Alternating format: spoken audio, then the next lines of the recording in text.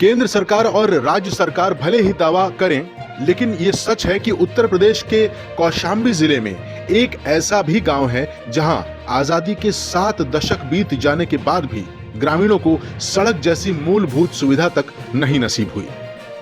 आधुनिकता के इस दौर में गांव को बदहाली पर आंसू बहाने के लिए क्यों छोड़ रखा गया है? इस सवाल का जवाब भी किसी के पास नहीं है। गांव के बेबस लोग आज भी पगडंडियों के सहारे ही अपना पूरा जीवन व्यतीत करने पर मजबूर हैं। ऐसे में सबका साथ सबका विकास का नारा देने वाली दिल्ली वाली मोदी सरकार और लखनऊ वाली योगी सरकार का यह दावा भी झूठा साबित हो रहा है। यूपी में चारों तरफ विकास की गंगा बहाने की दुहाई देते नहीं थकते डिप्टी सीएम केशव प्रसाद मौर्य का तमाम दावा उन्हीं के गृह जनपद कौशाम्बी में दम तोड़ रहा है।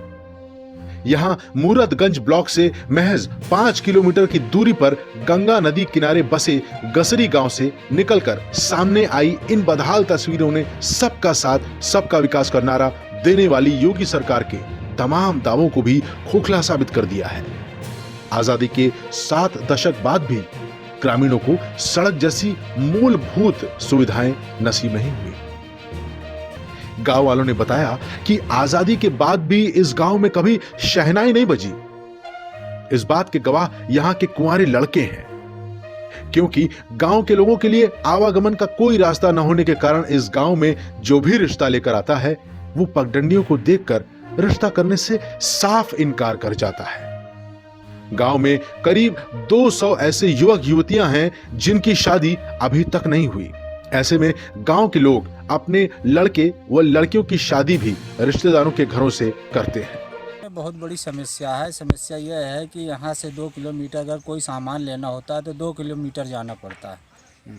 और दूसरी समस्या यह है कि मान के चलिए यहाँ कोई अच्छे घर का रिश्ता भी नहीं आता है। और जो भी आते हैं रिश्ता, चाहे वो लड़की का हो चाहे लड़का का हो, वहाँ यहाँ आते ही पहले देखा गांव का माहौल कि भैया एकदम रास्ता नहीं है, यहाँ क्या स्थिति बहुत ख़राब है, इसलिए लोग बाग यहाँ रिश्ता भी करने से कतराते हैं। इस गांव में आज तक कभी शादी नहीं हुई? इस गांव में जो भी शादी हुई ना आज तक किसी की बारात आई। अगर बारात तो पहले आती ही नहीं, इसलिए नहीं आती जब रास्ता नहीं है तो कैसे बारात आएगी।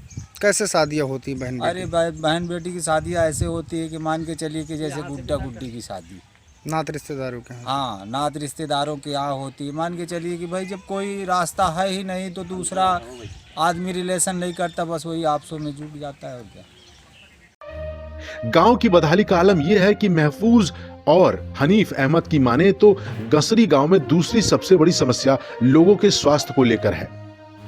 यदि कोई बीमार हो जाता है या फिर किसी हादसे का शिकार हो जाता है तो ग्रामीणों को उसे चारपाई में लाद कर पगडंडियों के सहारे ही लगभग 2 किलोमीटर का लंबा सफर तय कर मुख्य मार्ग तक पहुंचना पड़ता है, जिसके बाद एम्बुलेंस आदि साधन का प्रबंध कर उन्हें अस्पताल ले जाया जाता है।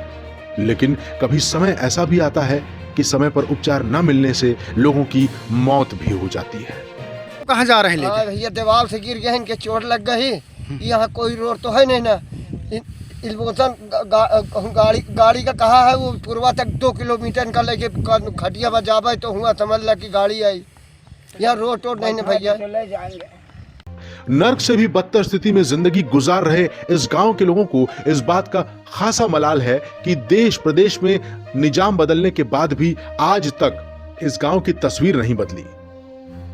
यह स्थिति तब है जब जिले के तीनों विधानसभा से विधायक और सांसद भी बीजेपी के हैं। सबसे बड़ी बात तो यह है कि डिप्टी सीएम केशव प्रसाद मौर्य का गृह जनपद भी कौशाम्बी है, और उससे भी बड़ी बात विकास वाली सड़क निर्माण का हैवी वेट विभाग भी डिप्टी सीएम के पास ही है। इसके बावजूद भी दलित मुस्लिम आबादी वाले इस गांव को बदहाली पर आंसू बहाने के लिए क्यों छोड़ रखा है? इस सवाल का जवाब भी कोई देने को तैयार नहीं। अगर ये तस्वीर प्रदेश के उप मुख्यमंत्री को दिख सके तो उन्हें जरूर सोचना चाहिए, क्योंकि एक मंत्री जिस जिले से आता है वो कम से कम अपने जिले में विकास करवा लेता है। लेकिन जब मामला प्रदेश के उप मुख्यमंत्री का हो तो सोचना और अपेक्षाएं होना लाजमी है।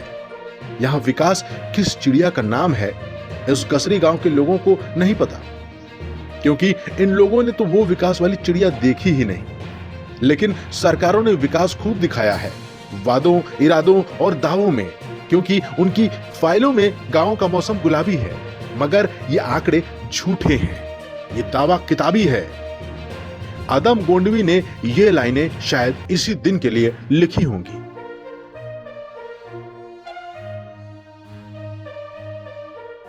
हमारी ऐसी ही और भी खबरों के लिए हमारे YouTube चैनल को सब्सक्राइब करें और बेल आइकन को जरूर दबाएं।